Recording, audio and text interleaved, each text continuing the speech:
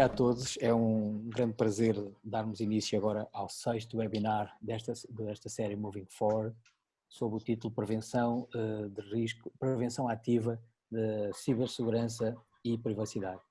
Este será o último webinar deste ciclo, portanto depois vamos encerrá-lo durante uns tempos para férias, mas tem sido um grande prazer ter esta parceria que tem sido desenvolvida entre a Altice e a V21, intercalando temas da tecnologia com alguns temas e alguns desafios societais. Hoje, na sessão de hoje, inteiramente dedicada a este tópico que as pessoas, enfim, que nos têm seguido tenham pedido, que é a gestão da prevenção de riscos na área da cibersegurança, vamos ter como keynote speaker José Alegria, diretor de cibersegurança e privacidade da Altice Portugal.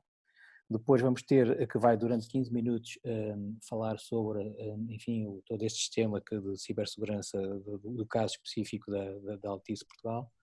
E depois vamos ter um painel moderado pelo João Barreto, onde teremos também presentes o Rui Santilal, o Rui Silva e o Tiago Mendes. Portanto, sem mais demoras, queria só deixar aqui algumas recomendações.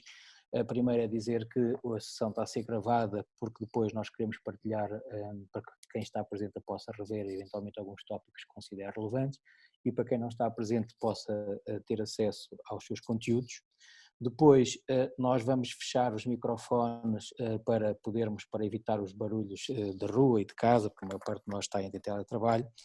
E deixávamos aqui uma sugestão prática que é a seguinte: quando os nossos oradores estiverem a falar em cibersegurantes, portanto no jargão técnico relativamente cerrado para alguns de nós que possam seguir, vocês coloquem no chat as vossas perguntas e perguntem e digam o que é isto, não é? Depois o João Barreto terá a oportunidade e os especialistas de ajudar a descodificar as nossas dúvidas. Ao longo da sessão, para além das questões técnicas do jargão técnico, temos também obviamente as questões essenciais que nos preocupam na nossa vida e nas nossas organizações relativamente à cibersegurança. E, portanto, façam o favor de ir colocando essas perguntas no chat, que depois, enfim, a equipa que faz parte do painel fará todo o esforço para responder a todas elas, está bem? Uma boa sessão, obrigado. Vou então passar ao José Alegria. Estão a ver? Sim, estamos. Bom dia. Em primeiro lugar, muito obrigado ao Altice Labs e à Associação para o Desenvolvimento de Viseu por este convite para ser keynote speaker nesta sessão, que parece muito interessante. O objetivo da minha apresentação é explicar como é que, enquanto Chief Security Officer da Altice Portugal, eu endereço este tema da prevenção ativa. Primeiro é importante ter o contexto, o meu foco. O meu foco é garantir a sobrevivência, a cibersobrevivência da Altice Portugal perante ataques que possam ser catastróficos e, em segundo lugar, garantir que não vamos ter problemas de maior em relação ao Regulamento Geral de Proteção de Dados. Portanto, o meu foco é claro e aquilo que eu vou dizer à frente tem muito sentido com base nisso. Qual é o modelo de governança que temos implementado na Altice Portugal? O modelo de governança é constituído por 3 blocos, por 4 blocos, dos quais os 3 em cima são da minha estrita responsabilidade. Aquilo que é tipicamente inovador neste modelo, face a muitas empresas, é este bloco número 2, a que chamo prevenção ativa. Isto são blocos que têm pessoas por detrás, são pequenos departamentos que têm focos concretos na sua atividade. A atividade da prevenção ativa é conseguir uma melhoria contínua. Melhoria contínua em quê? Em garantir que, de forma persistente, nós vamos reduzir a probabilidade, a hipótese de sermos atacados. Como? Reduzindo continuamente vulnerabilidades. Caso uma vulnerabilidade permita um ataque que se manifeste, um ataque que se materializa, então eu tenho um departamento focado em detectar e responder rapidamente a esse ataque. A parte central é a governança, que reporta diretamente à Comissão Executiva e coordena um comitê de segurança. A parte de baixo, a roxo, é a situação que é normal nas empresas, que é a implementação de tecnologias e equipes humanas que trabalham em prol digamos, daquilo que ele chama de ciberresiliência constante, no fundo, uma proteção ativa. A forma como estes blocos estão organizados, há aqui troca da parte de governança, eu defino as políticas, defino os objetivos, definimos o budget e a parte da prevenção ativa está constantemente a produzir as métricas, os KPIs, os SLAs, para, por um processo contínuo, ajudar à melhoria contínua. A governança é composta por essas estruturas, eu sou o Chief Security Officer, reporto ao COMEX, à administração, coordeno um comitê de segurança, que neste caso reporta ao CTO, somos responsáveis pelas políticas e normas. Na prevenção ativa, há aqui um trabalho de garantir continuamente, conhecendo os cadastros da empresa, temos uma perspectiva da prevenção àquela componente Altice Portugal exposta à internet, do ponto de vista interno e do componente das pessoas, do awareness. A proteção ativa tem a ver com as áreas de engenharia, da área da IT, a área de rede, o Centro de Cibersegurança, que está vocacionado para a resposta, detecção e resposta rápida, e aquilo que nós chamamos de threat hunting, que estão continuamente à procura de vulnerabilidades, de ataques a manifestação, já a funcionar, e finalmente há uma parte que é muito crítica, que muitas empresas ignoram, é que no fim do dia tem que se garantir que os vossos backups são seguros. Isto é, se um dia houver um ataque, e um dia vai acontecer, vai haver um dia em que são atacados, a prevenção fez o seu melhor, mas houve um ataque que se manifestou, no fim do dia é absolutamente fundamental que o backup, existam backups para recuperar, exista um plano de business contínuo. O tema do painel a seguir vai um pouco tocar nesta área que está a vermelho em termos de descoberta de vulnerabilidades e sua gestão, que no meu caso eu utilizo e estou a avaliar qualquer das tecnologias que os nossos convidados irão falar. A prevenção ativa é um aspecto que é fundamental, tipicamente quando se fala na sensibilização lato sensus das organizações, tipicamente isto está dedicado aos desgraçados dos utilizadores finais, aos chamados humble users. E pouco se faz na hierarquia para cima, e muito menos se faz ao nível da administração. O que eu pretendo com este processo é ser ao contrário. Eu não me chega só a garantir awareness, eu tenho que garantir responsabilidade, porque só com responsabilidade é que eu posso implementar um processo de melhoria contínua. Um processo de melhoria contínua com base apenas em awareness, isso é baseado num best effort, isso é um bocado wishful thinking. Não funciona, especialmente com uma cultura latina como a nossa. Portanto, o que nós fazemos é um processo que tenta garantir este conceito de responsabilidade. Eu dou um exemplo, a política de segurança atual da Altice Portugal responsabiliza os diretores de primeira linha por obsolescência tecnológica. Na política anterior não era referido isso, a responsabilidade era do desgraçado do técnico, era desgraçado, quando muito, do chefe da equipe técnica. Hoje o responsável da obsolescência tecnológica da IT é do diretor da IT. A obsolescência tecnológica de rede é do diretor de rede. E, portanto, se houver um ataque de cibersegurança derivado de um problema de obsolescência, a responsabilidade está encontrada. Como nós fazemos, as ferramentas que usamos, temos aqui um ciclo que eu considero um ciclo virtuoso, que é, com base nas policies e normas técnicas, nós temos um processo, que é este processo de CyberWatch, que tem uma equipe dedicada, está diariamente a monitorar o que está a passar, diariamente a ver os gaps entre aquilo que devia ser e aquilo que é. Há uma atribuição racional da responsabilidade porque é que esse gap existe. Por exemplo, é que um patch de segurança não foi aplicado. A seguir há um processo de comunicação e de educação. Se tem a ver com pessoas, é claro, há o programa Beware, que já vou referir à frente. Se for das equipes técnicas, há tipicamente workshops que se fazem. Nós temos um painel de controle, que parece complexo, em que tipicamente empiricamente, a gente mede qual é o estado da nossa governança. Por exemplo, se eu não tiver atributos partilhados, indicadores partilhados com os meus colegas, eu tenho aqui uma falha no processo de governança. A azul mais escuro são inibidores, portanto, se eu tiver uma boa ciberhigiene externa e interna, os meus utilizadores tiverem uma boa perspectiva do awareness em termos de coisas como o phishing, e se a minha arquitetura for resiliente, eu tenho um inibidor a um ataque. Caso o ataque se manifeste, eu tenho que saber medir se o meu SOC, se o meu Security Operations Center tem as condições, tem as capabilities para determinar o ataque e fazer contra-resposta. E, finalmente, eu tenho que garantir que os meus backups são resilientes. Vou dar um exemplo. No caso da ciberhigiene interna, se eu pego uns endpoints, isto acontece para cada um daqueles círculos. Eu tenho aquilo que se chama um Ishikawa Diagram, que tem uma relação causa e efeito e inclui, neste caso, os sistemas comprometidos, as boas práticas ou não que vão ser utilizadas e o comportamento dos utilizadores. E tudo isto é traduzido num heatmap que eu posso ter no meu gabinete, um off-screen, ou posso ter a nossa sala de controle e depois, no fim do dia, o objetivo principal é, eu tenho objetivos partilhados com as áreas técnicas, as métricas são robustas e o seu método de cálculo é público, portanto pode ser contestado, tem uma atribuição racional de responsabilidades e a equipe dedicada do CyberWatch tem uma missão das 8 da manhã às 8 da noite, 24, que é pressão contínua sobre os stakeholders para garantir a melhoria contínua.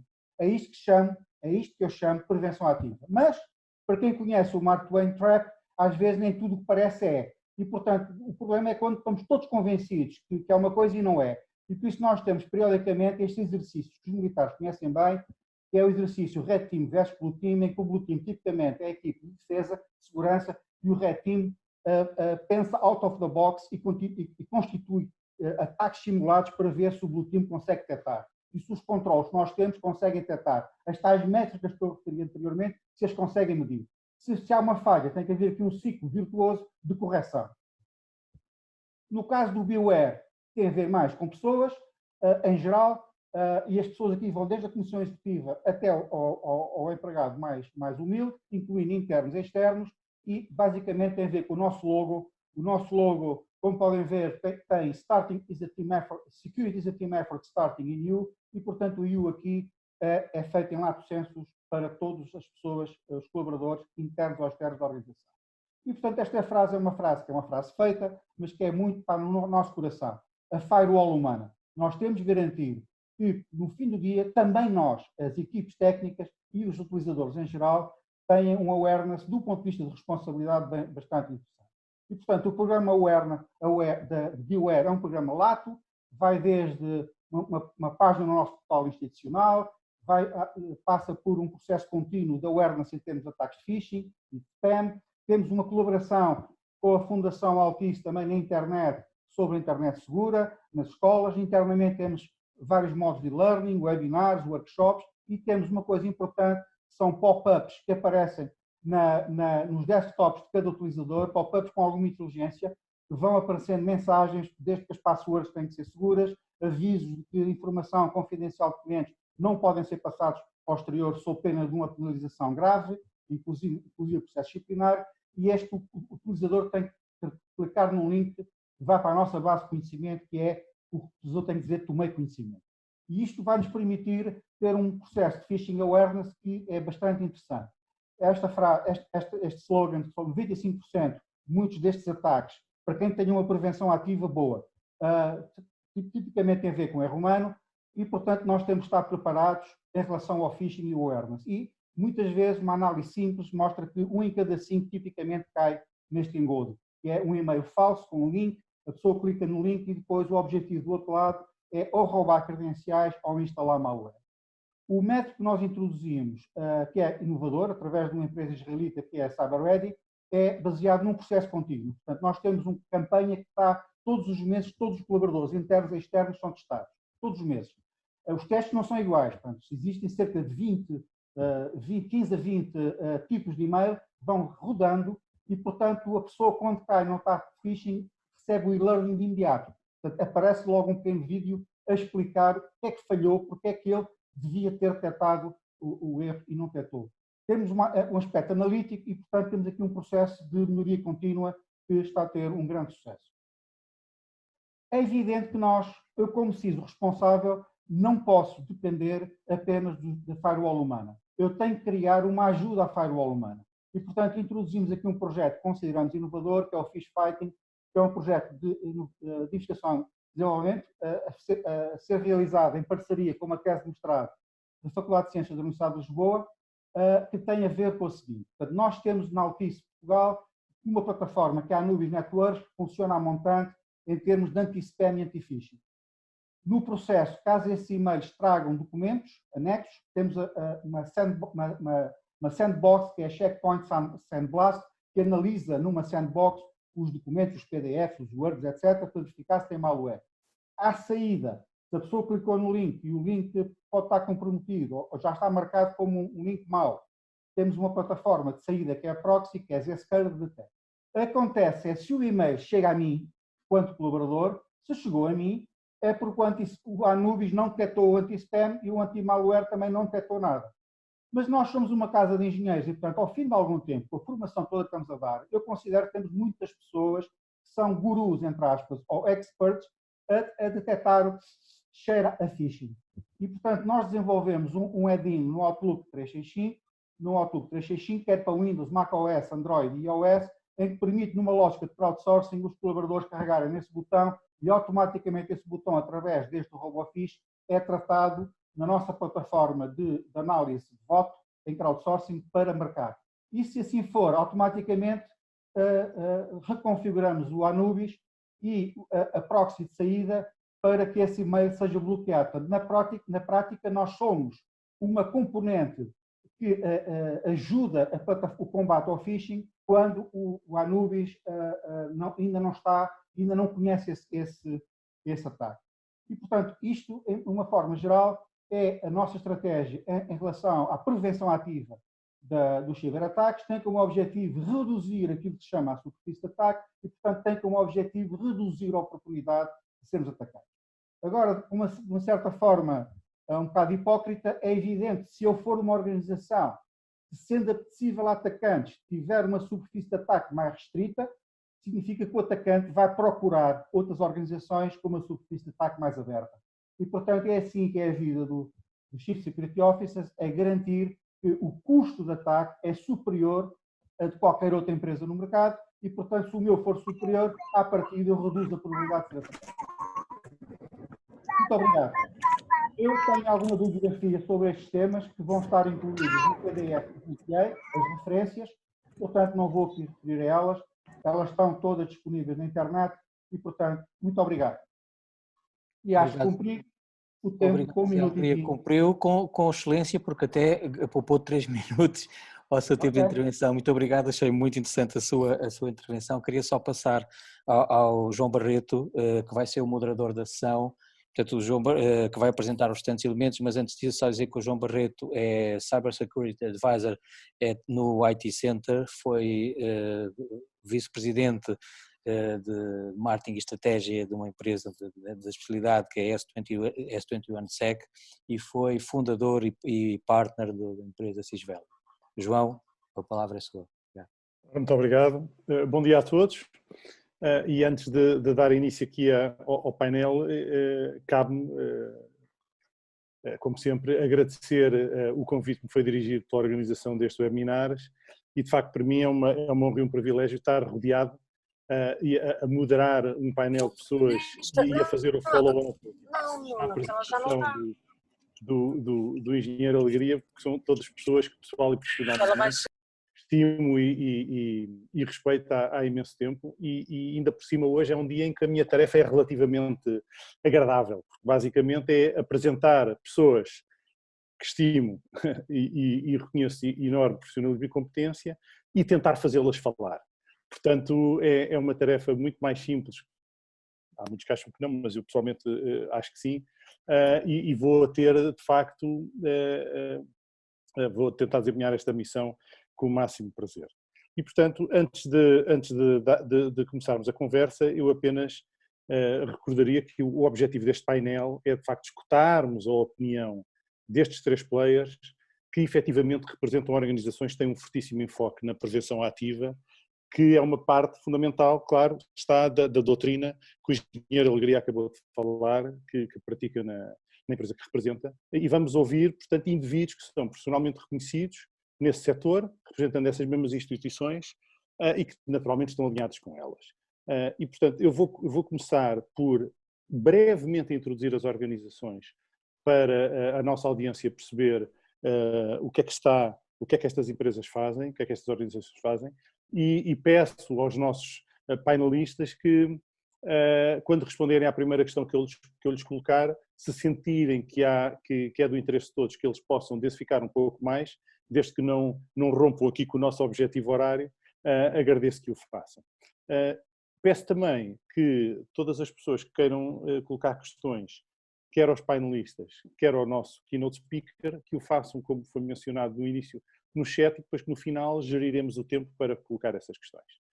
Portanto, então, passando ao ataque, digamos, temos hoje connosco a Integrity, representada pelo Rui Chantilal, e a Integrity, embora sendo uma empresa que entrega competências e serviços noutros domínios complementares, auditoria, consultoria, formação, etc., desenvolveu-se e tornou-se uma referência nacional e internacional, portanto, não é uma empresa que opera apenas no nosso mercado, ao criar uma plataforma de serviços denominada Keep It Secure 24, que sistematiza a realização de testes de intrusão, algo que normalmente é feito de forma ad hoc e de certo modo 100% manualizada, claro, com recurso a ferramentas, rompendo com o paradigma clássico da realização de testes uma vez por ano, que era o que aqui se nós olharmos para trás há 5 ou 10 anos, uma organização que fazia um teste uma vez por ano já era um sucesso.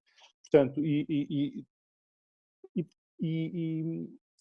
tem, de facto, criado um contexto muito relevante de clientes e proporcionando valor aos seus clientes. Teremos depois também connosco, em representação do Instituto Politécnico de Beja, o professor Rui Silva. Portanto, o Instituto Politécnico tem vindo a ganhar, ao longo dos últimos anos, e não é tão pouco, já são bastantes anos, um papel de crescente relevo no ensino superior especializado, com formações específicas para a área da segurança da informação, desde muito cedo, quando em Portugal ainda muito poucas organizações o faziam, de cariz universitário, e de sensibilização à segurança, e faz isto, portanto, ganhar este papel crescente, não apenas pela vertente formativa, e hoje é um reflexo disto, mas também pelo desenvolvimento de plataformas tecnológicas. Uma solução em particular que poderemos aqui hoje focar, porque é muito dirigida à prevenção ativa, que se chama Harpoon, faz parte deste ecossistema, e esta solução particular, esta plataforma, promove a prevenção ativa de forma distinta da anterior, que falámos da Integrity, ao monitorizar as vulnerabilidades de um dispositivo, não através da realização de testes externos, mas através da instalação de uma sonda instalada localmente, capaz de ver com mais clareza o real estado de insegurança dos ativos. Não é? E, finalmente, temos o Tiago Mendo, da Probly, que, ao contrário dos casos anteriores, foca-se na segurança aplicacional web, enquanto que os anteriores são mais agnósticos, ou caso do Harpoon, e aí o professor Rocilo pode depois explicar, até são mais arquiteturais e infraestruturais.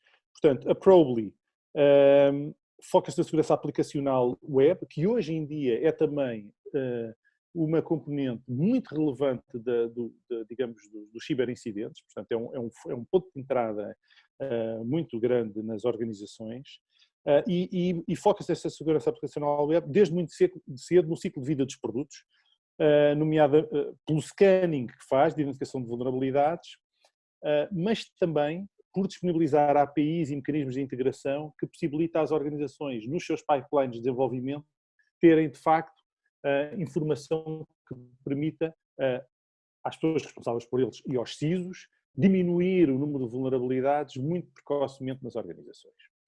E, portanto, de forma muito sumária, são estas as organizações que aqui temos, visões diferentes ou uma implementação particular para a doutrina da prevenção ativa, e vamos então atrás de uma densificação de todo este tema, colocando algumas questões a estes players e, portanto, eu relembro que se sentirem necessidade de recontextualizar a vossa organização, façam-no, por favor. Portanto, eu começaria, eu tenho aqui 2 ou 3 questões para cada organização, para cada interlocutor, e depois contamos com o contributo da nossa audiência, portanto, porque a experiência que temos todos aqui é que às vezes as questões mais ricas vêm precisamente de quem nos está a ouvir hoje. Portanto, começaríamos pela Integrity e pelo Rui Chantilal. Portanto, Rui, sabendo, e isto é uma questão que certamente vocês debatem no vosso dia, porque as organizações também o analisam sistematicamente, sabendo que o tempo que dista os zero days e as vulnerabilidades que se tornam conhecidas e a sua exploração por terceiros mal intencionada é cada vez mais curta. Portanto, há casos em que saiba que a vulnerabilidade saiu na terça-feira, sexta-feira já há ataques massivos mundiais. Como está a endereçar a Integrity esta situação, dado que imaginamos nós que é um esforço muito relevante de fazer este acompanhamento da dinâmica do cibercrime, não é? Muito bem. Obrigado, João. Com muito gosto sou introduzido por ti. Estás a liderar hoje o painel, até pelo reconhecimento que tenho pelo trabalho que tens desenvolvido nas últimas décadas em Portugal. Agradecer também à Altice Labs, nomeadamente também ao engenheiro José Alegria, com quem interajo há mais de 20 anos em diferentes papéis, nomeadamente já estive numa empresa que era liderada na perspectiva tecnológica pelo José Alegria. Tive imenso gosto, portanto, obrigado pelo convite. Efetivamente, hoje em dia a Integrity providencia serviços de testes de intrusão persistentes a clientes em mais de 17 países. Há praticamente 10 anos que o fazemos.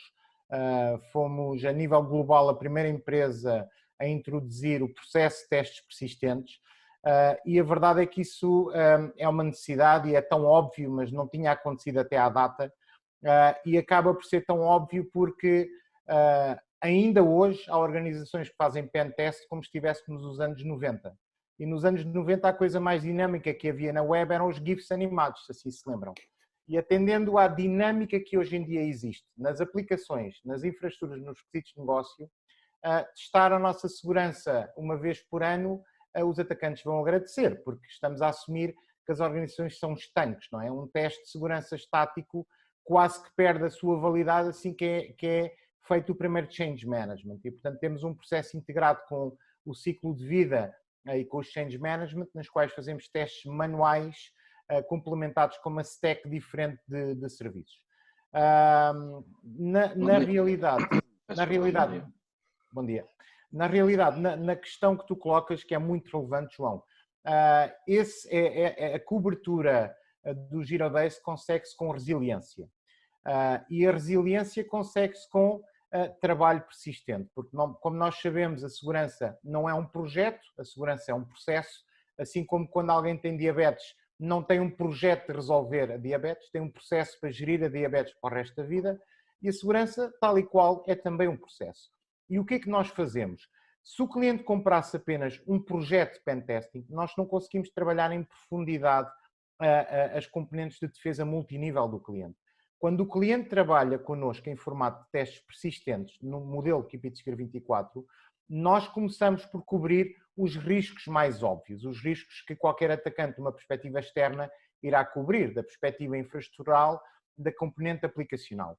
Depois começamos a entrar numa profundidade que apenas com bastante dedicação conseguimos lá chegar. E depois começamos a trabalhar nos cenários de resiliência. Tal e qual como num avião, o avião não vai abaixo. Se um componente apenas do avião falhar, nomeadamente o motor, nós temos que assumir esse mindset e começar a trabalhar com os nossos clientes em ambientes simulados, a dizer, ok, vamos simular um Zero Day no IS, vamos simular um Zero Day no Apache, vamos simular um SQL Injection na sua aplicação. Não encontramos, ou os que encontramos vocês já corrigiram, mas vamos imaginar que encontramos, porque a verdade é que eles existem, simplesmente ainda não estão divulgados, não é? E então simulamos. E isto faz com que o cliente implemente uma cultura de defesa multinível, porque nós vamos assumir que efetivamente ele tem um Zero Day e o cliente irá complementar com controles de mitigação ao longo do tempo. Isto faz com que a empresa, a entidade, a organização fique muito mais resiliente. Por outro lado, também há dois outros contributos que não são tão tangíveis assim. Um deles é a otimização dos processos de resolução. Porque sempre que um cliente faz engage com alguém que atua como se fosse um atacante persistente, eles não podem ter a cultura do uma vez por ano nós vamos resolver as vulnerabilidades. Eles vão ter que montar uma infraestrutura interna na organização para que consigam continuamente lidar com vulnerabilidades. Portanto, não é uma vez por ano vou olhar para as vulnerabilidades. Não. Vão chover vulnerabilidades no limite todos os dias. Eles vão ter que as resolver. Ora, este incremento desta cultura organizacional prepara a organização para responder de uma forma mais efetiva a Zero Days e, portanto, reduz também o tempo de resposta. E, por outro lado, com uma grande cobertura de vulnerabilidades que nós vamos apanhando ao longo dos tempos, e daqui a bocadinho posso falar um bocadinho mais nas métricas, se assim quiseres, na verdade o que acontece é que, como nós cobrimos muito mais risco, acabamos por cobrir as vulnerabilidades que um Zero Day poderia ser o ponto de entrada e que depois iria explorar para fazer escalonamento horizontal ou vertical. E se nós tirarmos esses escadotes ao atacante que poderia utilizar no Zero Day, estamos também a reduzir a margem de impacto que o cliente poderá ter. E, portanto, é por estes fatores que eu acho que nós contribuímos ativamente para a redução do impacto de um Zero Day. Obrigado, Rui. E de facto vens corroborar algo que o engenheiro Alegre disse antes, de facto, que é a prevenção ativa está intimamente ligada com a governança ou governação e alimentam-se mutuamente. Fantástico. Então, nessa ótica que estavas a falar antes das métricas, é inegável, pelo menos para nós que estamos neste setor há mais tempo, não é? Que a sistematização da realização destes testes, como tu chamaste dos testes persistentes, é um sonho tornado realidade para CISOs, não é? Porque, de certo modo, alguém lhes dá essa oferta de forma integrada numa plataforma, etc., para CISOs que estão conscientes da importância da prática. Porém, eu acredito, porque também sentimos isto, e tu sentes isto necessariamente na pele, porque não tinhas clientes em 100 países, não é? Muitos ainda terão dificuldades em defender os economics da adoção deste tipo de prática. E, portanto, considerando os casos que já tens e estes anos todos que tens no mercado, que tipo de métricas podes partilhar connosco sobre o que é que acontece nas organizações e aos CISOs que antes não tinham este tipo de serviço ou que os faziam uma vez por ano e os que têm um serviço como este? Ou seja, se pudermos dar esse contributo seria fantástico, porque de facto uma coisa é nós intuirmos que é melhor e que é bom, a outra coisa é os hard figures, não é? Portanto, os números mesmo reais. Muito bem. João, existem dois tipos de métricas na realidade. Uma delas é intangível, mas que de certa forma podem-se fazer exercícios para medir. Eu vou despachar já os intangíveis porque são os mais abstratos. Estou a falar nos benefícios para a organização em terem melhorado o processo e estarem prontos a responder a uma vulnerabilidade de uma forma estruturada e sistematizada. Porque uma das primeiras dificuldades que nós temos com os clientes quando fazem engage é, de repente, começam a chover vulnerabilidades críticas. E se o cliente não tem a equipa dele preparada para responder, ele não vai conseguir. Então, a primeira coisa que o cliente tem que fazer é preparar-se para conseguir responder. Essa é uma das métricas intangíveis. A outra é o incremento da cultura de cibersegurança das equipas, porque sabem que se cometerem algum erro, vai cair uma responsabilização de uma vulnerabilidade que vai ser muito rapidamente detectada por alguém. O outro benefício é a responsabilização das equipas, das direções e até das third parties. E agora passando a métricas tangíveis. Bom, a verdade é que nós, sendo da área de engenharia, nós sabemos, nós não somos da área financeira, mas na área financeira costuma-se dizer que nós podemos massajar o Excel como nós quisermos. E nós todos sabemos que podemos massajar o Excel. E, portanto, nós podemos massajar isto da forma que quisermos. Mas, por exemplo, se nós tivermos como pressuposto que, de acordo com o estudo da IBM Ponemon, que o impacto de uma vulnerabilidade crítica numa organização de dimensão grande ronda os 3,5 milhões de dólares, partindo deste pressuposto, eu posso dizer que nós temos métricas que, primeiro, 60% das vezes que um cliente nos solicita um reteste, depois de resolver uma vulnerabilidade, 60% das vezes à primeira não está bem resolvido. Portanto, são 60% de vulnerabilidades que ficaram em aberto, expostas a um impacto de 3,5 milhões vezes vulnerabilidade crítica. A segunda métrica tem a ver com, nós medimos qual é que é. Nós tivemos clientes em que tivemos em modelo de projeto anual e depois passou em modo de persistente. E a verdade é que nós temos 96% de mais vulnerabilidades críticas, por exemplo, na banca, porque as métricas variam. Se estivermos a falar de retalho, se estivermos a falar de distribuição, se estivermos a falar da área do gaming online, se estivermos a falar da área do desporto, mas, por exemplo, na banca, que é um setor bastante maduro, conseguimos 96% mais vulnerabilidades críticas do que num projeto médio de 3 meses, utilizando um modelo persistente. E estou a falar de vulnerabilidades críticas. Conseguimos reduzir em 84% o tempo médio de resolução. E, portanto, cada dia que o cliente não resolve uma vulnerabilidade crítica, é mais um dia que ele tem a probabilidade de ser impactado nos tais 3,5 milhões de euros, com base naquele pressuposto. E, portanto, conseguimos reduzir, neste case study na banca, 84% o tempo médio de resolução. E, por outro lado, há aqui uma outra questão que é, sempre que o cliente arranca um projeto, o projeto tem overhead de gestão. Tem o seu arranque, tem o final, tem a escrita de um relatório formal. Como nós temos esse processo todo agilizado e temos uma plataforma com 10 anos de maturidade na gestão do processo, nós temos esse processo muito agilizado e conseguimos reduzir em 50% esse overhead de gestão de projeto. Nós não temos que fazer relatórios escritos à mão de 70 páginas com palha que o cliente não lhe interessa. Nós temos uma plataforma onde o cliente gera o ciclo de vida das vulnerabilidades e onde o cliente pode interagir com as suas equipas, integrar com os seus sistemas de ticketing e fazer uma gestão eficiente e eficaz do ciclo de vida da vulnerabilidade. Por outro lado, temos também outro tipo de resultados benéficos para os nossos clientes, porque a diferença entre ser um projeto e um processo gerido é efetivamente as métricas. E para além das métricas financeiras que eu referi, que servem para convencer um board a assinar o projeto, existem as métricas de eficácia da organização. E quando nós temos um projeto, nós não temos métricas da eficácia na gestão do ciclo de vida de vulnerabilidades. Quando nós temos um processo gerido, nós conseguimos dizer exatamente quais é que são os suppliers que mais vulnerabilidades trazem para nós, quais são as equipas que pior têm performance em termos de gestão do ciclo de vida das vulnerabilidades, qual é o tempo médio de resolução por equipa, qual é o tempo médio de resolução por supplier, e nós temos clientes que nos seus contratos com as suas third parties têm SLAs e penalizações se trouxerem mais do que X críticas por ano para o seu ambiente e se trouxerem um tempo de resolução superior a X horas. E a plataforma naturalmente que ajuda a fazer esta gestão. E portanto diria que são estes argumentos todos que acabam por convencer os clientes que nós temos worldwide na vantagem do modelo dos testes persistentes que implementamos. Obrigado, Rui. Eu tenho amigos e colegas, não é, que sempre me acharam que eu era um maluquinho dos números porque gostava de medir tudo, mas eu sigo também aquela prática quase clássica, não é, que sem medição não há gestão, não é?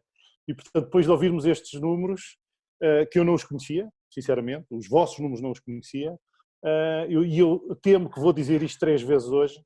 Acho que quem ouvir isto e não contratar este tipo de serviços para ter este tipo de benefícios está a fazer alguma coisa errada, não é? Portanto, parabéns pelos resultados que atingem. Obrigado. E pronto. Então, seguindo, vamos passar para... Obrigado, Rui. Vamos passar para outro Rui. Rui, e aqui, dado que trocámos aquelas ligeiras impressões ontem, estás perfeitamente à vontade para enquadrar o Harpoon, onde eu focarei as 2 questões, dado que é a ferramenta que conheço e que sei que é especificamente para prevenção ativa, mas por favor enquadra digamos, na estratégia que vocês fazem no Instituto Politécnico para endereçar a segurança, digamos, a uma escala mais ampla. Portanto, e a pergunta que me traz é algo que cada vez sinto mais nas organizações, como uma resistência, mas que de facto é algo que ainda continua a ser relativamente incontornável, não é? Portanto, sabendo-se que qualquer organização, quando tem de instalar mais um agente nos seus vários dispositivos, e hoje em dia há este quase microgestão das capacidades, não é? Um agente para isto, outro agente para aquilo, etc. E todos têm que ser geridos.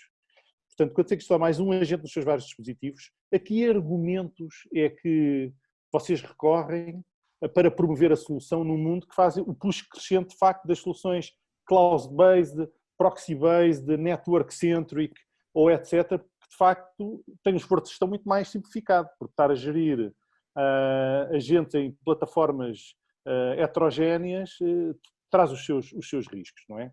Portanto, quais são os argumentos que se podem associar a uma solução como esta? E se quiser explicá-la um pouco, sumariamente, és muito bem-vindo.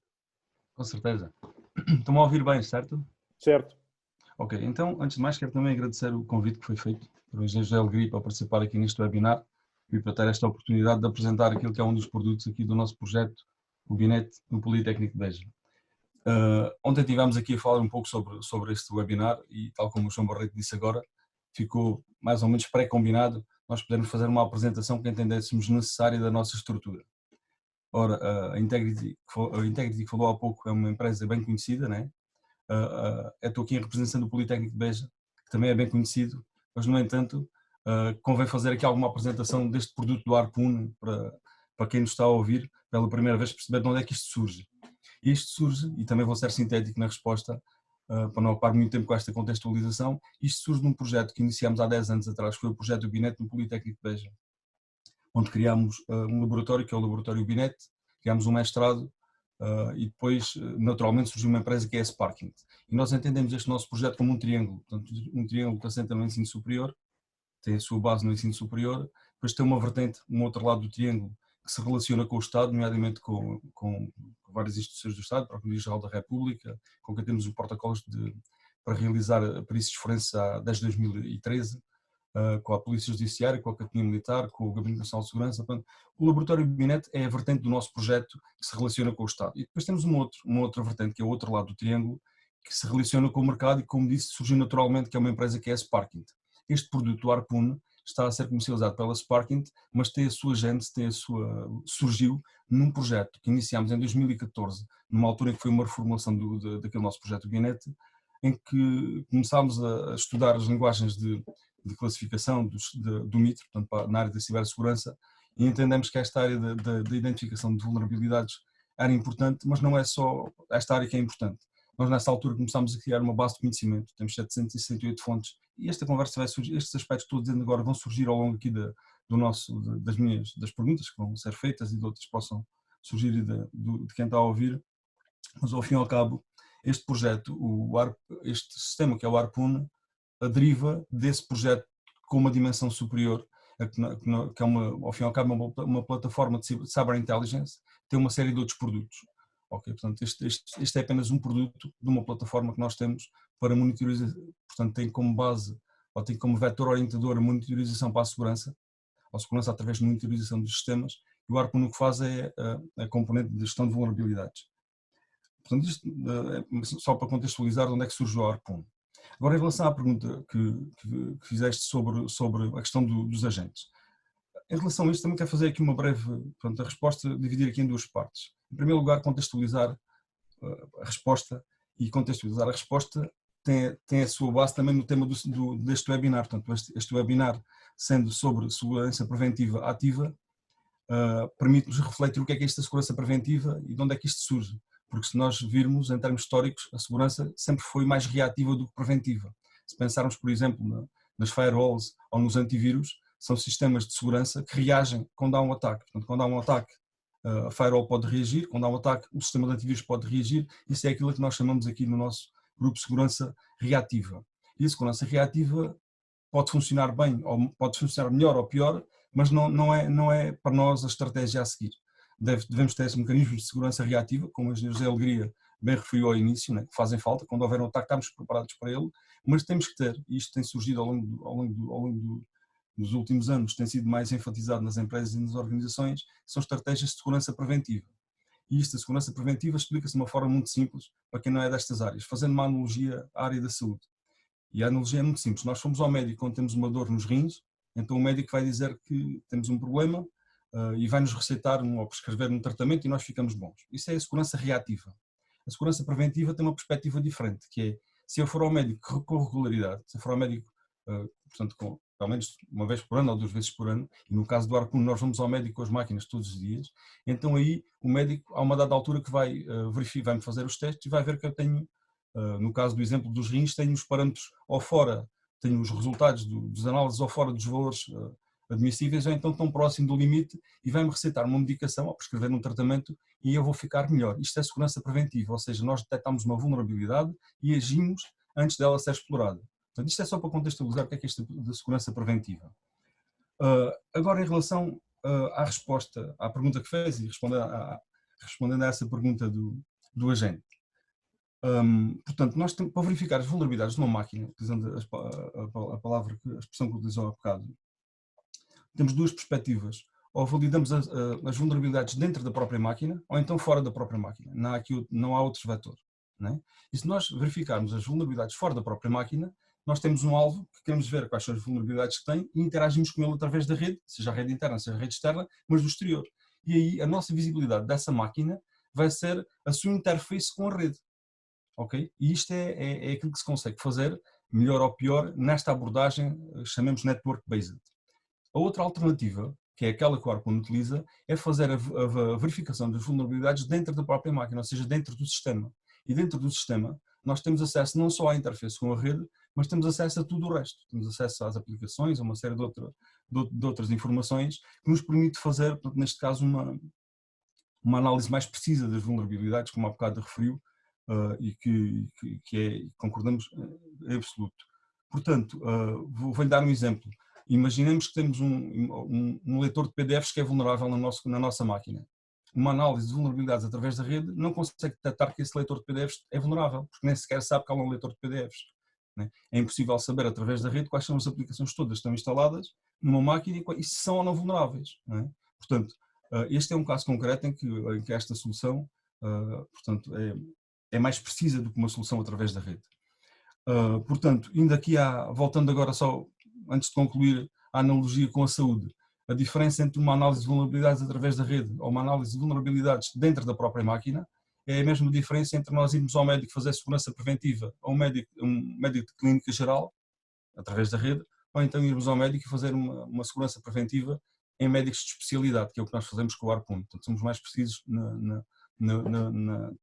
identificação das vulnerabilidades. Concluindo, a nossa perspectiva em relação a essa questão dos agentes é uma questão de opção das instituições. Nós podemos optar por instalar mais um agente, se bem que o trabalho não é muito, porque há políticas de instalação automáticas que não é por aí que o esforço vai ser muito grande, mas de facto há essa necessidade de instalar o agente nas máquinas. E nós temos a hipótese de escolher entre instalar um agente nas nossas máquinas e aumentar a segurança dos nossos sistemas, ou então não instalar o agente das máquinas e aumentar o risco de sermos atacados com sucesso. Então é uma questão de ponderação entre aquilo que é uma decisão de gestão e de avaliação de risco na área da segurança. Não é? Eu posso optar por nunca ir ao médico, ou ir ao médico uma vez 10 em 10 anos, ou então posso optar por ir mais vezes. Se for mais vezes, tenho mais trabalho, tenho que dedicar mais tempo a essa atividade, mas estou mais tranquilo. Portanto, a segurança ao fim acaba por ser, e mesmo para concluir, para não ocupar muito tempo com esta pergunta, acaba por ser um estado de consciência. Não é? Se nós nos sentirmos bem indo ao médico uma vez 10 em 10 anos, podemos estar vulneráveis e não sabemos, mas se formos atacados, temos esse problema. Obrigado, Rui. Temos ir todos os anos e... Muito bem. Então, de facto, independentemente de explorações feitas a partir da rede, como é o caso da solução da Integrity, poderem até ser feitas com elevadíssima regularidade e recorrência, a vossa proposta de valor é este delta, que é o que não está visível a partir do exterior. Portanto, e aquilo que só é visível inspecionando a máquina propriamente dita, e as organizações têm que ponderar se querem assumir o custo de gerir essa peça extra do parque informático a esse agente versus o benefício que tem, que é perceber que tem aplicações desatualizadas, que não são visíveis do exterior, etc, etc. Então, a pergunta seguinte que eu tinha era dar um exemplo para que todos nós possamos perceber, de facto, onde é que está essa ligeira diferença, e já o deu, e, portanto, eu substituí essa pergunta por outra, que é como é que uma organização hoje em dia como a vossa consegue ter acesso à knowledge base suficiente e necessária para conseguir fazer isso de forma efetiva e eficaz. Ou seja, como é que uma empresa, uma organização em Beja, não é? Pois nós em Portugal temos muitas vezes esta ideia muito periférica de pensar que não temos dimensão suficiente para fazer isso e esquecemos que o mundo hoje em dia trabalha de outra maneira. Como é que o Rui Silva e os seus colegas em Beja conseguem perceber todas as aplicações que podem estar a ser indevidamente utilizadas ou que são maléficas dentro de um dispositivo, por exemplo? Se me permite, deixe-me fazer duas notas. Em primeiro lugar, e muito rapidamente, em relação à dimensão do nosso país, eu estive no Brasil em 2000, este ano estive várias vezes, mas este ano estive lá em fevereiro, antes da pandemia, estive num estado que é o estado de Santa Catarina.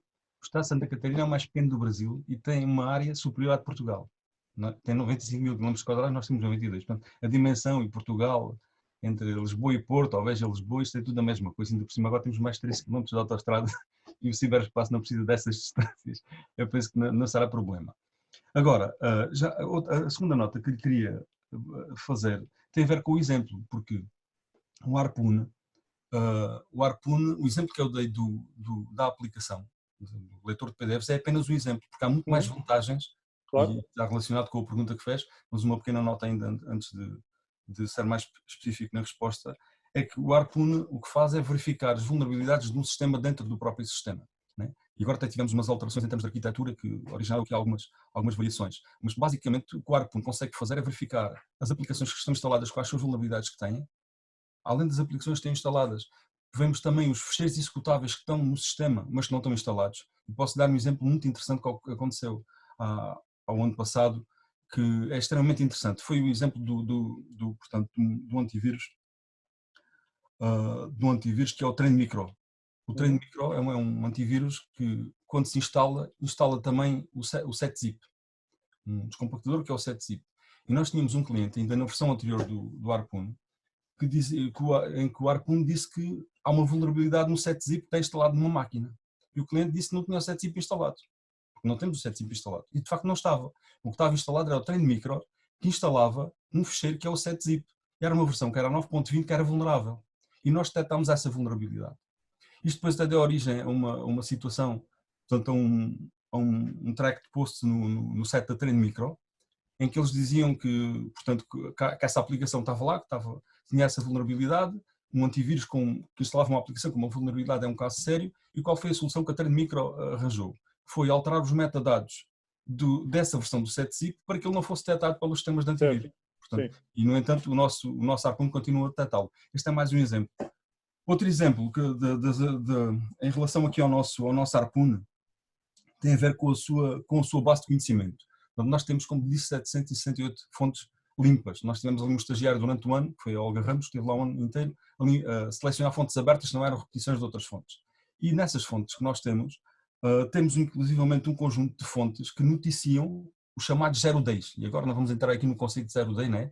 Mas o que é certo é que o nosso sistema faz a validação das vulnerabilidades para o software, não só com base nos CVEs que vêm do NIST, mas também com base noutras fontes, nomeadamente fontes que alegam noticiar as vulnerabilidades antes delas passarem a CVEs. Portanto, este é outro aspecto em que nós também fazemos alguma diferença. Mais 2 ou 3 aspectos, só para não levar também muito tempo com estes pormenores, mas são pormenores importantes que diferenciam não só aquilo que é uma verificação de vulnerabilidades através da rede ou baseada dentro da máquina, mas aquilo que é o nosso produto. Por exemplo, no caso das DLLs. Há DLLs que têm vulnerabilidades e que afetam todo o software que as carrega. Nós também fazemos essa validação das DLLs. E já agora só mais um exemplo. São os KBs, que foi até uma situação que são as atualizações do sistema operativo. Era uma área que nós não estávamos muito focados nela, mas devido a uma alteração que fizemos por acaso até em relação aqui à Altice, introduzimos um módulo novo no ARPUN que valida os KBs que estão instalados e os que faltam instalar no sistema operativo e que é também uma mais-valia deste nosso produto. Para concluir, vou também fazer referência à Altice, já que estamos aqui no âmbito da Altice, uma organização, um webinar em que a Altice participa na organização, é que este nosso produto está a ser avaliado pela Altice, o ARPUN, e um dos resultados do relatório dos avaliadores, e já vi que os avaliadores estão aqui pelo menos os nomes dos avaliadores estão aqui na nossa plateia, foi que este produto, o ARPUN, o agente que é instalado nas máquinas não causa impacto significativo no desempenho das máquinas. Portanto, comparativamente a outras soluções que exigem a instalação de um agente ou de um software dentro de uma máquina, este nosso agente é de facto muito leve e não tem impacto nenhum portanto, no desempenho da máquina. Já agora, mais uma outra nota, e com isto tudo não sei se já me esqueci da pergunta que me fez, mas queria também dizer o seguinte, é que o ARPUN, como disse ao início, é um dos produtos do nosso sistema, né? do Oracle, que é o nosso sistema de Cyber Intelligence, e que faz a validação das vulnerabilidades dentro das máquinas. Nós temos um outro sistema, que chamamos Stinger, que faz a validação através da rede. Portanto, nós não nos limitamos apenas a fazer a validação dentro da máquina, mas fazemos também a validação fora das máquinas, ok? E isto acho que vai no sentido da sua pergunta, que é em que é que nós conseguimos contribuir para a segurança das organizações com este produto, e nós entendemos que este produto é apenas uma parte da solução, da solução para um sistema efetivo de segurança, ou que nos dê uma tranquilidade em relação àquilo que é as medidas de segurança no nosso sistema. Permita-me só mais uma notazita, que é o seguinte, portanto, além do ARPUN que faz a gestão de vulnerabilidades, temos o Stinger que faz a gestão de vulnerabilidades através da rede, temos uma outra ferramenta que é uma Cyber Weapon, que é o Phoenix, que permite fazer um teste, portanto, um teste a uma rede do exterior de forma anónima. Temos um outro produto ainda que é o Sparrow, que faz a validação dos e-mails e é uma solução anti-phishing. Temos agora um outro sistema mais novo que é o Condor, que é extremamente interessante, que ainda não é produto, não podemos comercializar, mas já temos resultados muito, e para concluir, muito interessantes em termos de resultados, permite detectar ataques multi-etapa, porque na segurança preventiva, além das vulnerabilidades, através da rede ou através do host, além de uma série de outros aspectos, nós temos também que ter em conta aquilo que são os ataques, a fase preparatória dos ataques. Porque um ataque, quando é realizado, ele não é realizado num dia e é preparado nesse dia, leva tempo a ser preparado. E nós desenvolvemos um sistema que chamamos Condor, que nos permite obter indicadores, em termos de intelligence, da possibilidade de estarem a ocorrer fases preparatórias de ataques. Muito bem. Obrigado, Rui. Então, eu tinha aqui mais uma questão que se poderia aplicar, mas vou passar para a Probly e para o Tiago. Depois, se tivermos tempo, voltamos cá no fim. Ok. Tá bom? Tiago, eu aqui não é uma pergunta muito fechada, é uma pergunta até relativamente aberta, porque de facto, para mim, continua a ser uma incógnita esta questão que eu vou aqui colocar. Portanto, os ataques aplicacionais, principalmente a aplicações web, portanto, sejam apps móveis, sejam websites, sejam, independentemente, digamos, da arquitetura da aplicação, são hoje e são crescentemente uma fatia enorme, quase maioritária, a par do erro humano, okay? Dos que são dirigidos todos os dias às organizações. E imagino que isso esteja estado na gênese da criação da Probly e da área desta área que tu, de certo modo, dedicas há imenso tempo. Porém, se olharmos para o investimento das organizações, esta proporção ainda não espelha o que é gasto em testes de intrusão convencionais ou persistentes e sistematizados versus os testes aplicacionais e a proteção aplicacional. A que é que consideras que se deve ainda esta diferença entre o universo claro das ameaças e dos ataques realizados e o enfoque da proteção? E atenção, não estou a falar da Altice, porque a Altice está a fazê-lo, mas há muitas organizações que ainda não o fazem hoje em dia. Como é que tu comentas isto? Se concordas ou não? Se achas que está a haver uma mudança? Como é que comentarias esta questão? Antes de mais, boa tarde a todos, boa tarde, João. Quero também começar por agradecer o convite da parte da Altice e de todos os intervenientes. É sempre uma honra para mim participar num evento onde estão pessoas que há muitos anos sigo o trabalho profissional com admiração e também, nomeadamente, o José Alegria, que foi o meu primeiro mentor profissional. Portanto, é sempre um prazer estar aqui neste meio. Respondendo indiretamente para a resposta, eu acho que, bem, sem dúvida que o facto da maioria dos ataques hoje em dia ser web, ou ter um grande peso nos ataques que são feitos às aplicações, foi um dos fatores decisivos para o Probly nascer. Obviamente que houve um racional também económico, que é o que é mais atacado, o que é que está menos protegido, e sem dúvida que as aplicações web são uma porta de entrada gigante das aplicações das empresas. Há inclusive empresas que a única coisa que têm é uma aplicação web, ou várias, portanto, apenas têm exposição online, é 100% do seu negócio, por exemplo, o Facebook, para dar um caso conhecido de todos, o seu negócio é todo online, é todo aplicações web. Por isso, obviamente, há uma grande motivação, quer económica, quer do desafio em si, para o desenvolvimento de uma ferramenta como a Probly. O facto de hoje em dia os orçamentos de segurança ainda não terem um peso tão grande no que diz respeito às aplicações web versus segurança de rede ou segurança não web, eu concordo, mas é uma opinião que está a mudar rapidamente. Portanto, se esta pergunta fosse feita há 5 anos, eu não tinha dúvida. Daqui a 3 anos, se calhar a minha resposta vai ser outra. Portanto, há claramente um caminho de maturidade que as empresas estão a percorrer, estão a subir a escada da maturidade no que diz respeito à segurança aplicacional, e está a haver um grande awareness, uma grande preocupação com a segurança das aplicações web, por diversos motivos. As redes sociais propagam muito facilmente os ataques de milhões de contas, como o British Airways, que há cerca de 1 ano ou 2 teve milhões de contas de utilizadores e cartões de crédito roubados. Portanto, isso cria um certo clima de medo que, quer queiramos, quer não, vai aumentando a preocupação. Depois também há toda a regulação. Por GPDR, toda a pressão regulatória, multas, a exposição que a privacidade online tem na União Europeia e essas preocupações levam as empresas a investir mais na segurança web. Mas ainda investem menos do que na segurança clássica. E, na minha opinião, isto acontece porque a segurança de rede, as firewalls, os IDS, mesmo os pen tests a redes, são algo já muito maduro nas aplicações, está muito enraizado. É algo que, se eu disser firewall, toda a gente, a grande maioria das pessoas compreendem. É muito mais fácil pôr um orçamento em cima da mesa de um board a pedir para comprar uma firewall do que um scanner de vulnerabilidades web, que é primeiro preciso traduzir. Portanto, há já uma maturidade muito grande, é quase natural as pessoas pensarem eu preciso da firewall, eu preciso de antivírus, o que facilita muito que haja aprovação desses orçamentos e contribui para que haja muito mais investimento nessa área ainda.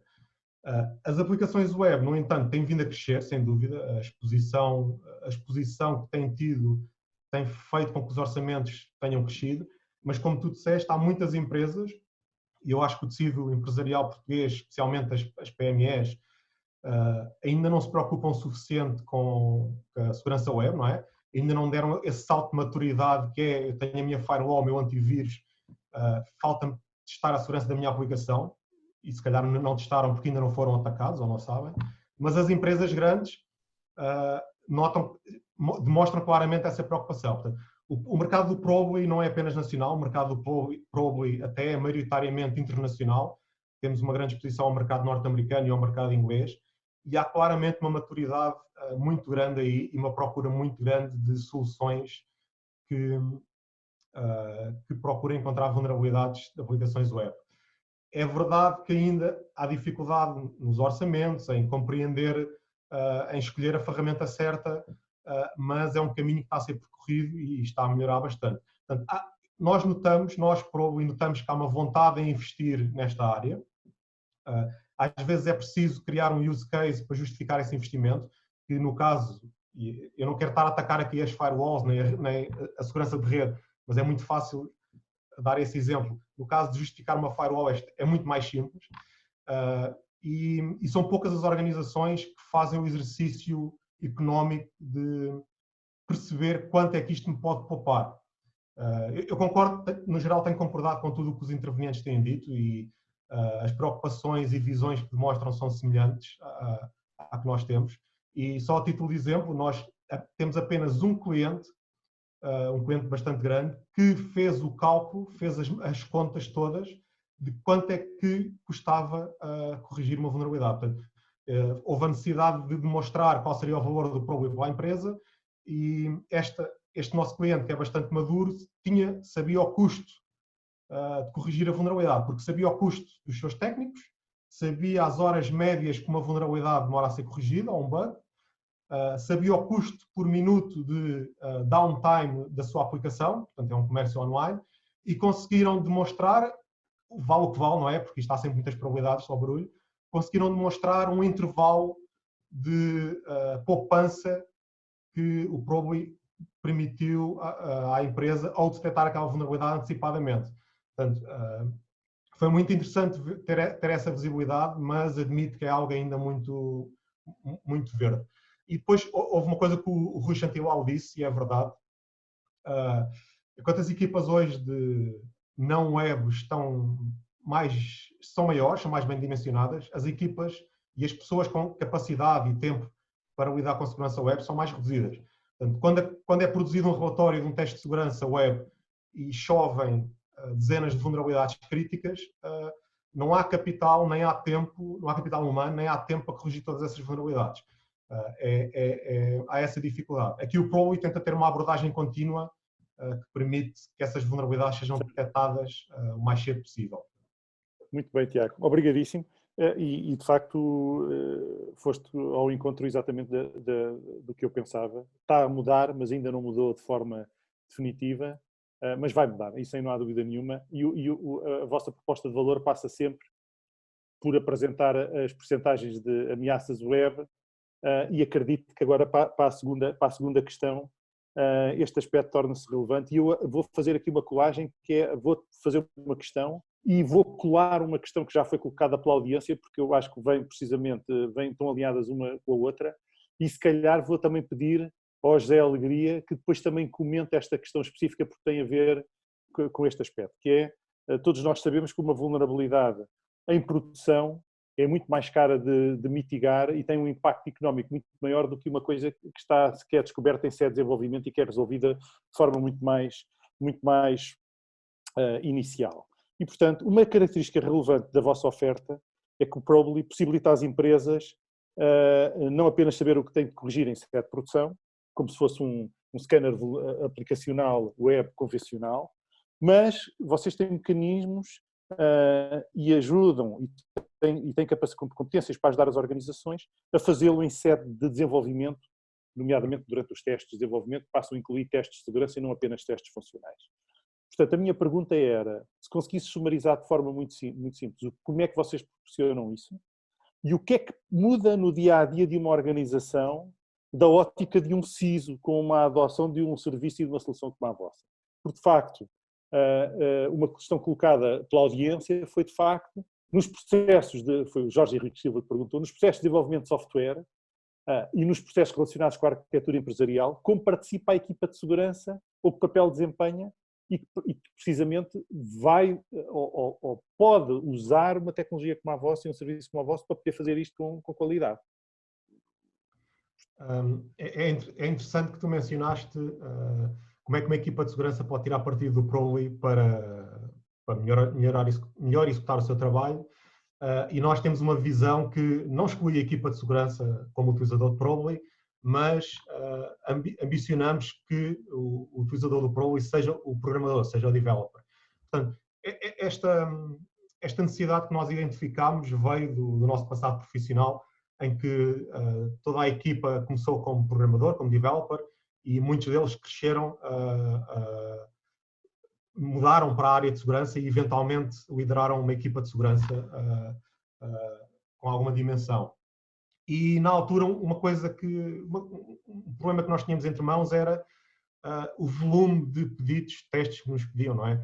Tipicamente o rácio de programadores para um elemento da equipa de segurança é esmagador.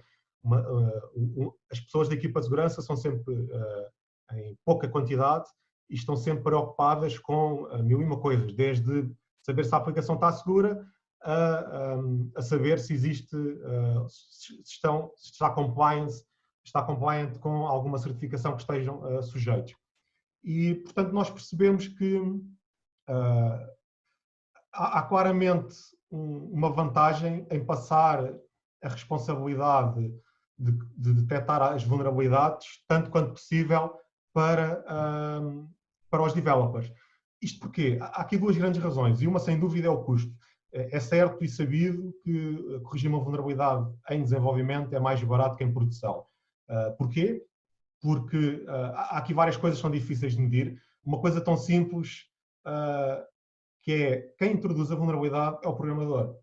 E o programador introduz a vulnerabilidade num determinado momento e se ele tiver a capacidade de perceber imediatamente quem introduziu e a corrigir, há um custo mental muito mais reduzido. Portanto, não há uma mudança de contexto, o programador ainda está naquele contexto.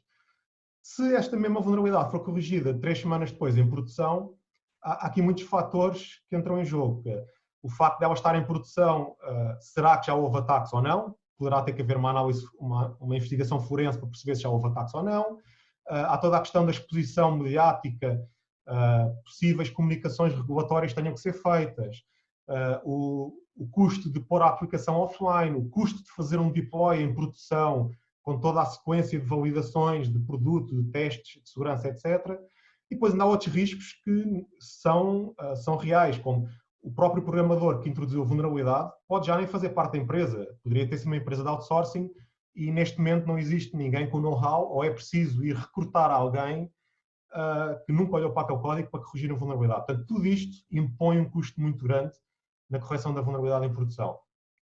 Portanto, passar isto para o developer, dar ao developer o poder de detectar a vulnerabilidade e a corrigir enquanto se está a desenvolver, tem muitas vantagens. E nós aqui temos a visão de que a vulnerabilidade, sem a menosprezar, não é? que a vulnerabilidade seja tratada como qualquer outro bug de software, na medida em que é detectado o mais cedo possível. No mundo perfeito, o próprio editor, o IDE, detectaria a vulnerabilidade, mas admito que ainda estamos longe desse cenário, e a própria vulnerabilidade é detectada, gerida e reportada nas ferramentas de ticketing que a equipa já usa, como outros intervenientes mencionaram. O Probably integra nomeadamente com o Gira, com a Azure DevOps. Portanto, não queremos, ou não é um requisito que o programador tenha que saber que existe uma ferramenta chamada Probably e tenha que ir ao seu interface. Nós queremos que a ferramenta, através das suas APIs, esteja mais integrada com o seu ciclo de desenvolvimento. Porque se não for assim, o que acontece é o cenário clássico, em que a equipa de segurança, a segurança é um imposto, em que o desenvolvimento é feito, é submetido à aplicação para testes e ficamos todos à espera que a equipa de segurança produza o resultado e esse resultado demorará algum tempo. Portanto, e, entretanto, os developers progrediram, avançaram no projeto. Portanto, isso tudo tem um custo, há uma visão negativa associada a isto que nós queremos combater. O facto de passarmos este trabalho para o programador tem uma vantagem para a equipa de segurança, não é? Que os liberta para tarefas mais especializadas. Portanto, a detecção de certo tipo de vulnerabilidades pode ser feita de forma automática e liberta a equipa de segurança dessa tarefa, que muitas vezes é corriqueira e quase aborrecida, mas que uma ferramenta automática vai fazer isso de forma metódica e sem se cansar. E isto tudo vai permitir, no fim do dia, produzir indicadores também. Portanto, respondendo à parte da pergunta de como é que isto muda a vida de um CISO. Uma das formas como muda é o CISO sabe que há uma redução de custo, há uma redução de time to market ou time to fix da correção. Há também um aumento da visibilidade de como é que as equipas trabalham. Portanto, é mais fácil aumentar a visibilidade de qual é que é a equipa de desenvolvimento ou mesmo o programador que introduziu a vulnerabilidade, se isso for feito o mais amontante possível. E com isto, um CISO pode ter indicadores, na minha opinião, que devem ser de dois tipos. Os de real-time, saber se existem vulnerabilidades críticas neste momento em aberto, mas também poder olhar para tendências. As minhas aplicações estão tendencialmente a ter menos vulnerabilidades ou mais vulnerabilidades. Portanto, e aqui a tendência é muito importante, porque eu posso definir objetivos, que é quero erradicar as vulnerabilidades do tipo SQL injection da minha empresa ou diminuir num certo horizonte, e ferramentas como o Probably, como o Keep It Secure 24, todas estas ferramentas que possam produzir indicadores e possam ser integradas, podem dar ao CISO uma visibilidade muito boa e que também podem ajudar na definição de orçamentos e na definição de uma visão de segurança. Portanto, eu acredito que, por exemplo, o José Alegria consiga tirar benefício destas ferramentas através dos indicadores de alto nível que elas obtêm. Portanto, conseguirá olhar para as ferramentas e ver realmente o número de vulnerabilidades está a diminuir. E é um indicador simples, mas é um indicador que dá uma visibilidade muito interessante. Muito bem. Obrigado, Tiago. Eu gostei muito, achei particularmente interessante o facto de teres mencionado a dicotomia entre o developer e a equipa de segurança, e eu, de facto, creio que há semelhança do humble user, que tem que ser a firewall humana, e, de certo modo, num sentido mais alargado, faz parte da equipa de segurança, ou devia fazer. É um elemento pequenino, está lá, mas o contributo é importante. O developer também, de certo modo, ao ter este tipo de precauções e de cuidados e esse prestado de ferramentas, também faz parte da equipa de segurança, embora não seja uma pessoa que funcionalmente dependa de alguém. Portanto, José Alegria, eu apenas perguntava se olhando para um contexto que antes até estava muito longe da segurança, que era a malta que desenvolvia as aplicações, e só no final é que nós entrávamos como os testers da coisa para eliminar vulnerabilidades com todo o impacto do change management, etc. Hoje em dia um CISO pode até, com base nestas métricas, influenciar a adoção tecnológica, a contratação de pessoas, a revisão dos currículos das equipas, porque de facto, como diz o Tiago, se as apps cada vez têm mais vulnerabilidades, mais cedo no código, e de facto andamos aqui a perder imenso tempo em time to market para corrigi-las, será que o CISO também passa a ter um papel nesses domínios, ou deve-se abstrair disso? Disclaimer, eu sou cliente da Probably, E a razão pela qual nós decidimos adotar esta ferramenta nem é tanto pelo que vocês estão a dizer, é para me ajudar a fazer aquele magistério de influência com M grande e I grande, e nem é tanto no programador, é nos múltiplos responsáveis na Altice Portugal que têm desenvolvimento de apps debaixo deles. Reparem bem, ao contrário da IT e ao contrário da rede, tem direções grandes responsáveis verticalmente. A componente de desenvolvimento aplicacional, particularmente na componente web, está splitted por vários responsáveis do negócio. A área do digital, o business to consumer, isto por uma questão de agilidade. Portanto, aquilo que eu verifiquei é que cada um destes diretores e subdiretores tinha parceiros diferentes.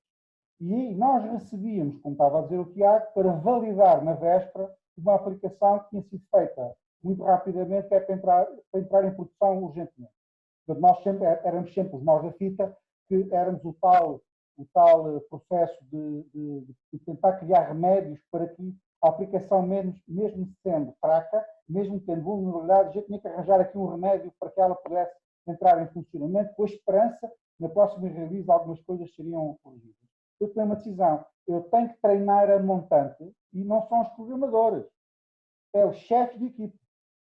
E mais, irmos avaliando a qualidade dos fornecedores, para que nós, no processo de procurement, a minha área de compras, tenha indicadores para eliminar certos tipos de fornecedores e obrigar a outros a serem escolhidos. Segunda questão, é permitir ver frameworks tecnológicos que são adotados em que, a partir há menos problemas. Sei lá, a nossa experiência até agora, quem usa OutSystems tem menos vulnerabilidades triviais à partida. Não tem Stack Overflows, não tem divisões por zero. Outros frameworks ad hoc em PHP que certas aplicações utilizam, as pessoas se calhar nem consciência têm que estão a usar uma versão antiga do Stack. Portanto, a utilização desta ferramenta e as ferramentas que a Integrity tem uma vocação que é ir treinando, ir educando, ir responsabilizando na cadeia de responsabilidade. Portanto, sim, o programador envolvido vai ser educado e vai estar influenciado. Mas para mim, como CISO, eu estou mais interessado que o responsável da equipe, tipicamente é uma pessoa do quadro, nem sequer é uma pessoa que é outsourcer, é responsável e não tem desculpa, tem instrumentos para poder ser responsável. Muito bem, obrigado. Bem, e estamos aqui numa reta muito final. Tínhamos aqui mais uma outra questão, mas o tempo termina, de certo modo, não é? É o inexorável relógio da vida. E, portanto, eu sumarizaria, fazer aqui uma pequeníssima síntese, de facto. Assistimos hoje a 3 painelistas que representam 3 organizações que têm soluções que são complementares. E, portanto, eu não consigo conceber uma organização ambiciosa do ponto de vista da cibersegurança e da privacidade dos dados hoje em dia que não monte um puzzle destes com soluções como as que foram aqui apresentadas. Eventualmente, um CISO tem que fazer um trabalho de integração das métricas e da informação prestadas por estas soluções, normalizar, homogeneizar para conseguir ter um tableau de bord fácil e inteligível, mas de facto sem elas é como estar a puxar a manta para cima e para baixo e ficamos sempre com uma parte desnudada e os atacantes são muito bons a perceber onde é que a manta está a faltar e é por aí que eles atacam sempre. E portanto, eu tiro o chapéu a organizações como a Altice que fazem e têm uma doutrina que promove a implementação destas soluções todas, tiro o chapéu aos nossos painelistas por terem as organizações e por representarem as organizações que representam e aproveitaria então para passar ao Alcino Lavrador para dizer umas últimas palavras, agradecendo novamente a hipótese que me deram hoje de estar aqui convosco. Obrigado. Muito obrigado. Em primeiro lugar, obviamente, aos participantes do painel, ao Zé Alegria, ao João Barreto, ao professor Rui Silva, ao Rui Chantiral e o Tiago Mendes. Foram intervenções riquíssimas e excelentes. Acho que todos saímos com mais conhecimento daqui, mais sensibilizados para o tema, que é também um dos objetivos deste webinar, era sensibilizar os participantes e digamos quem está a acompanhar o webinar para desta temática que está tão atual, com a transformação digital, com a cloud.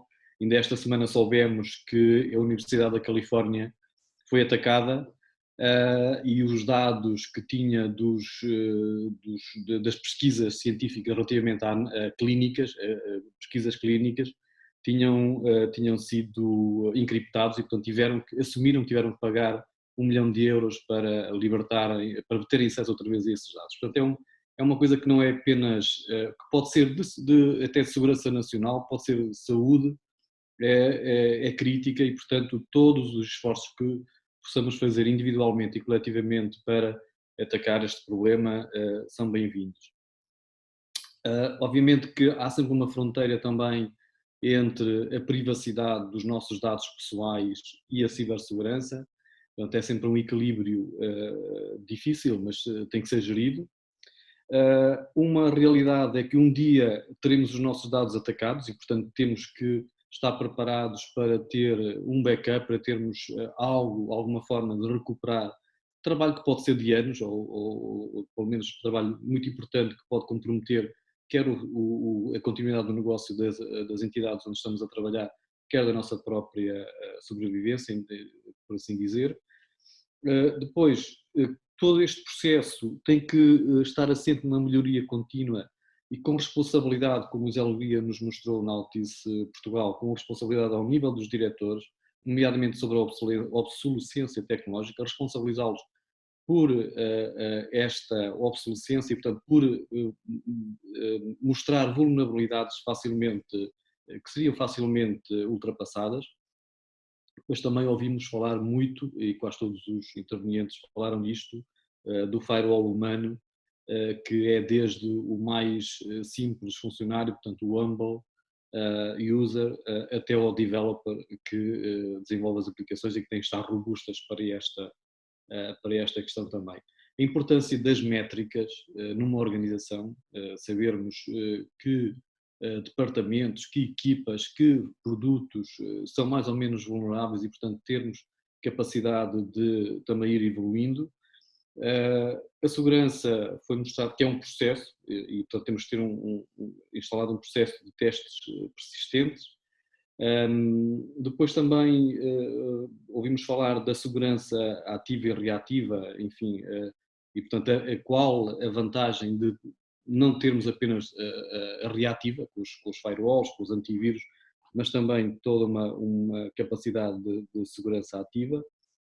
A abordagem dentro do sistema versus a abordagem network-based também foi explicada e, portanto, as vantagens de termos capacidade de fazermos uma análise dentro do sistema com informação mais detalhada e na identificação de vulnerabilidades que não são visíveis do exterior, que são muito mais difíceis de obter.